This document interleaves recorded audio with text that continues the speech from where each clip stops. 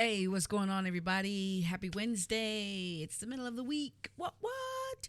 So, coming back with you with another video. And today, since I had to do a kind of an overview on Pinterest and how Pinterest analytics benefits a business that is using Pinterest for their social media marketing, I decided to share with you a previous business that I owned myself with my partner, and we still have our Pinterest account is up. It's not. It has pictures from products that we sold, but when you click on them, it doesn't go to the store anymore because we pulled all that down. And so, since let me give you the backstory of how that all came to be.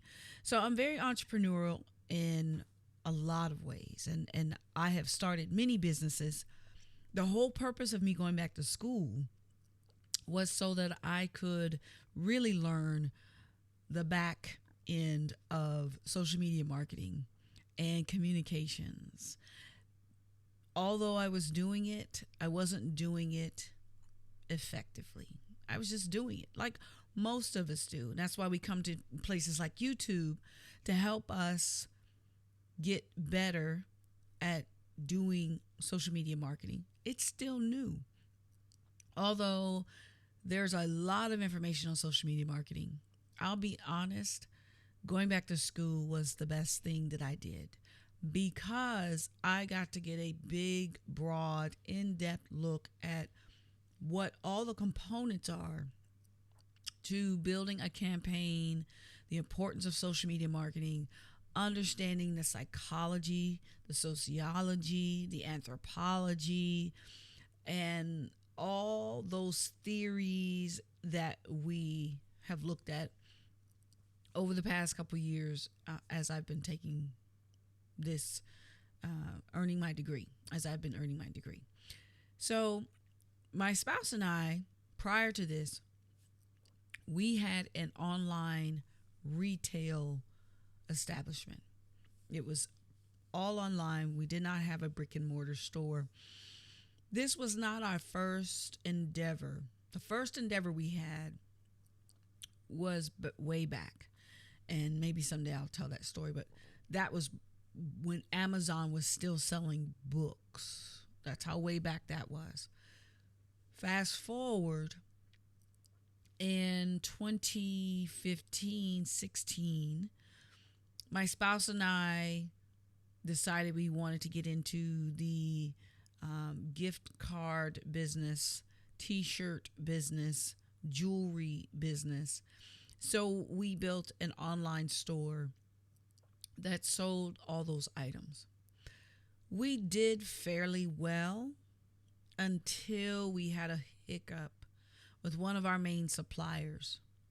And that supplier decided that they were not going to sell to us, not because we didn't pay our bills, but because the lane that we had built online, they liked that lane and they just wanted to dominate that lane. I don't want to give out any names of the company because it's irrelevant now. But it was a good business while we had it until that hiccup happened. And since that supplier was one of our main products and top sellers, it was hard for us to get traction. We weren't prepared. And that's just part of the beast of when you are a inexperienced business owner online and you don't have a lot of capital. You're really still in the working environment, and you're using the money that you earn not only to pay your bills but to also purchase inventory to pay or purchase inventory to sell. And then you also have the expenses of the business that you incur. Now, being online, your expenses are not as much as they would be if you were brick and mortar. If you were brick and mortar, you got to worry about square footage and you're paying rent every month. Whereas online, your expenses are more in your website, your Shopify, your Facebook's ads, or Google ads, or those clicks, ads that you pay for. Those are going to be your top expenses. So let's get on over here and let's give you guys a backside view of what we had. So what you're looking at here is our Pinterest account, and our company was INP Creative. And as you can see, we had wonderful products by wonderful artists. We had 3D pop-ups and flat cards, gifts, jewelry, journals, t-shirts, and more. A total of 534 followers, 318 we followed, and monthly views 2.5K monthly views. Of course, I'm following this. It's my account. So here was some jewelry. Some of the jewelry we purchased from jewelry makers, and some of the jewelries was made in-house.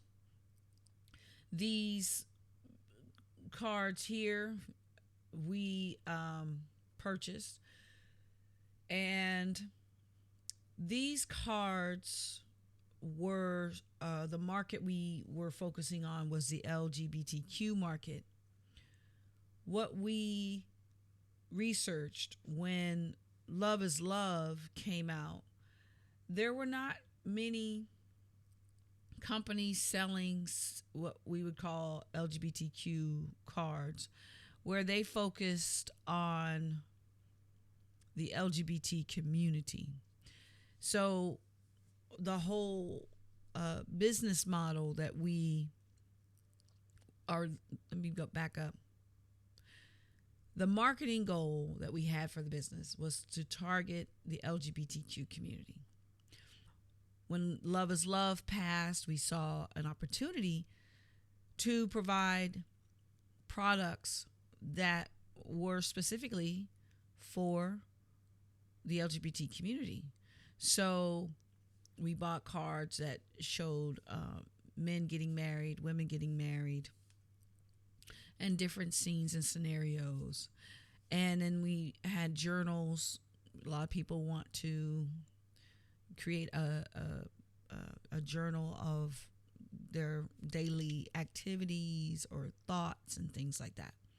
So that was what we focused on. And we had a lot of good sales. We learned that the t-shirt market was very saturated.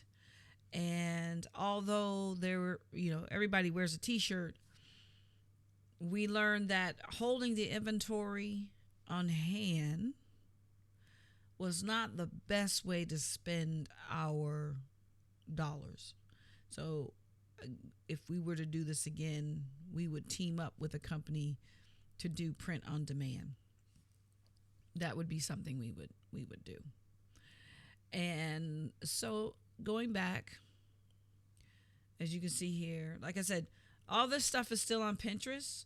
Yet what would normally happen if someone saw this journal, they would click here and it would take them to that page so that they could purchase the item, look at the cost, all that good stuff.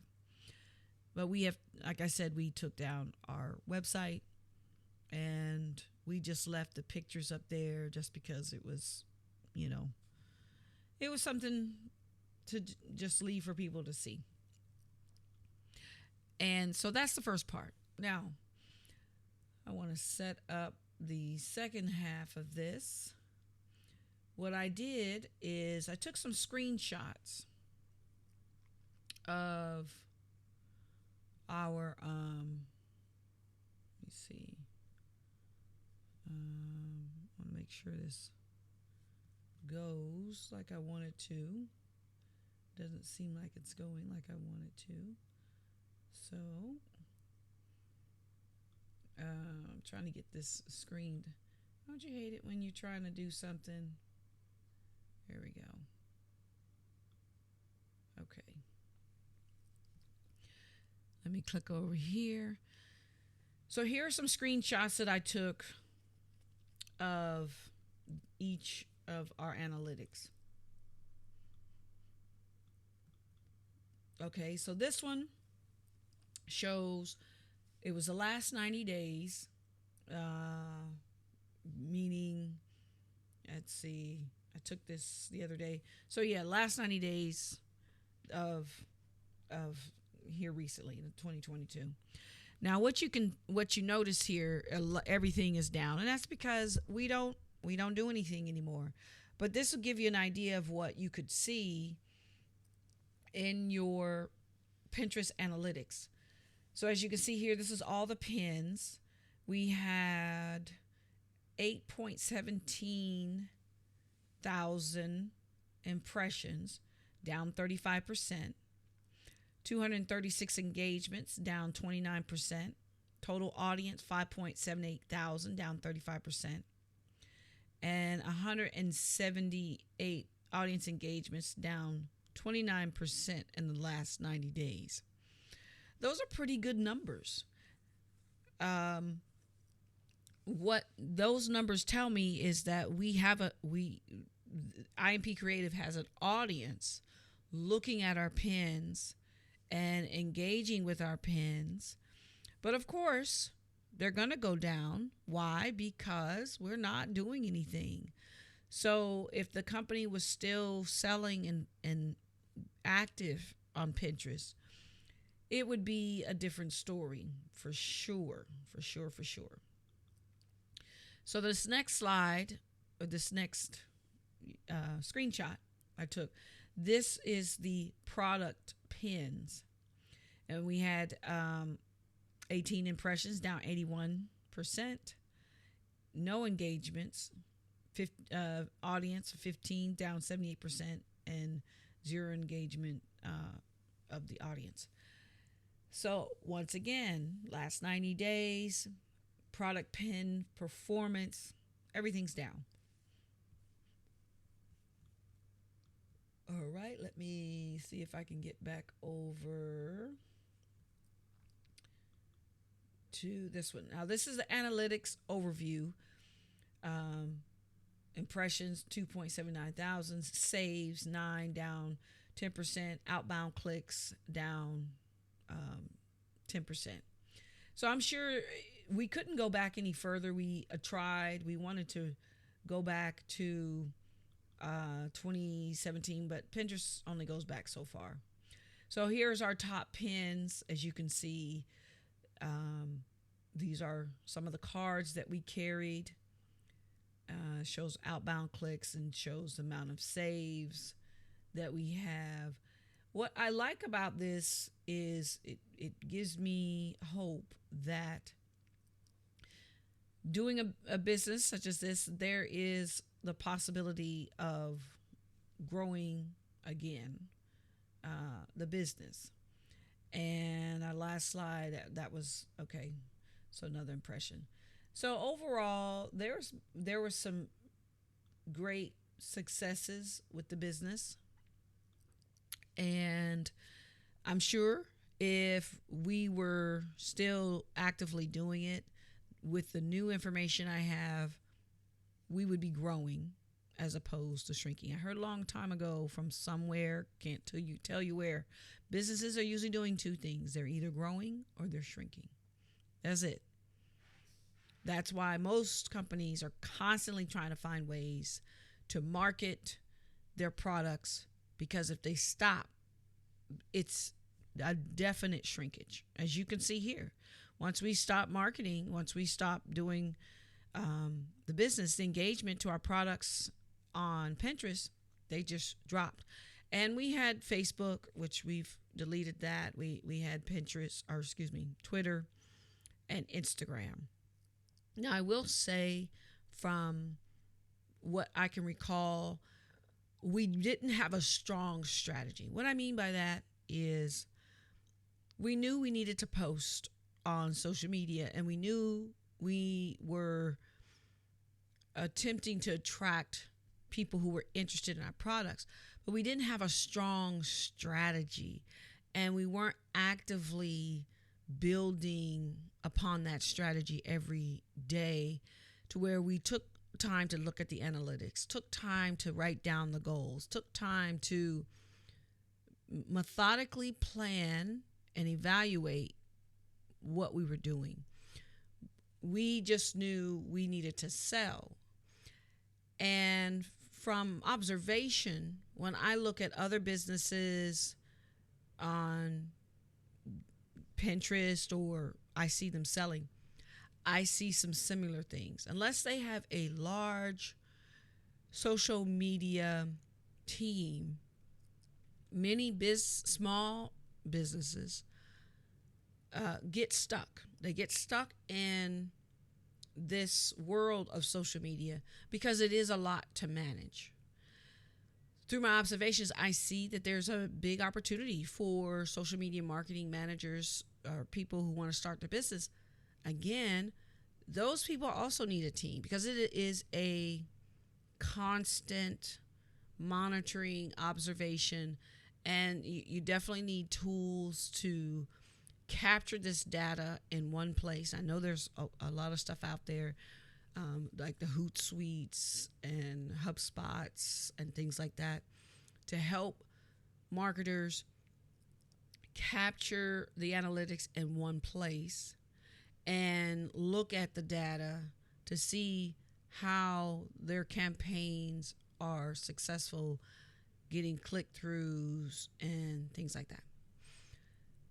One thing from my personal observation, as I've been looking at this, the one thing that comes up to my mind is how businesses connect the shipping part of this process.